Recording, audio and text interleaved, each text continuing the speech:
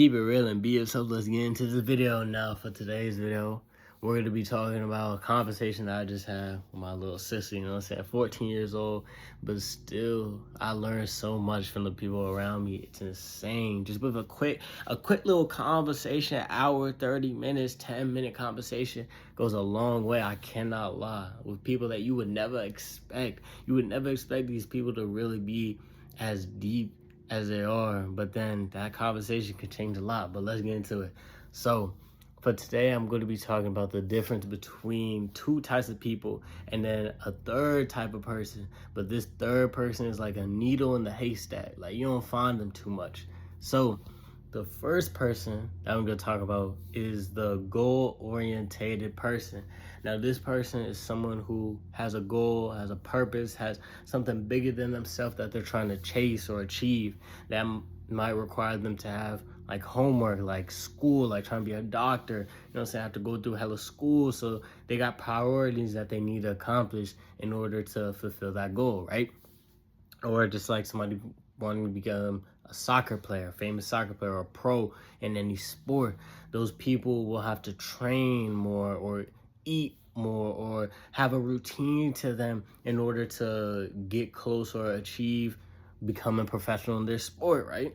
So goal-oriented people are people that you want around you, because those people are people who understand the difference between doing something because they want to, or doing something because it's fun, or doing something because it needs to be done, because that's what's gonna get them closer to achieving that goal that they want, right? And knowing that difference is a big indicator of someone who has certain values or who has standards for themselves in order to better themselves. Not a lot of people have that, and if somebody doesn't have that, then they might slack off or procrastinate. Or it's okay to procrastinate as long as you get it done, but these people that are goal orientated, they know the difference. They know when they can slack off a little bit and when they have to lock in, and you have to know that difference if you want to be successful, you know what I'm saying? So then we go into the second part of it, and the second part is the people who care. Now, this is harder to find than people that are goal orientated, and this is why. Now, when I say people that care, I mean people that are willing to put other people in front of what they want, right? In front of how they're thinking in that moment to better themselves. So, for example, if there's a food spot, right? There's a food spot, and I'm getting food for myself, I would ask one of my mans, that's not there, call him up and be like, yo, you want some of this food, some of this free food? And I'll get him a plate without him even asking. That's the key thing.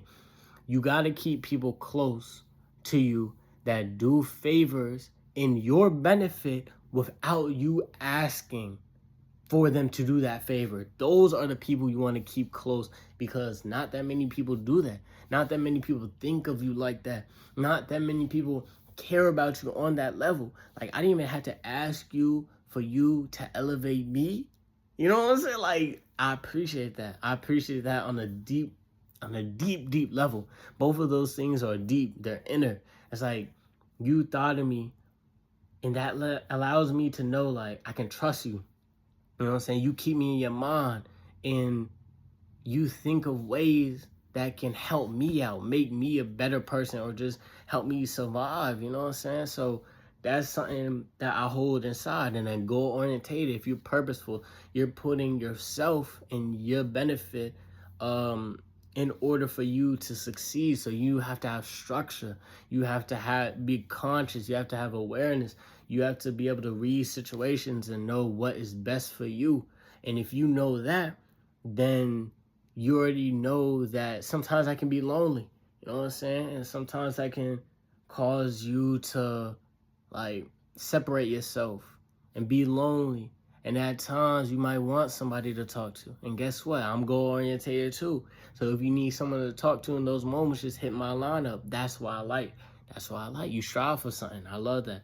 And I know that you become a better person on that road. You're never the same person because you have to become someone, and you will become someone with the experiences that you gain over time. And I love that, bro.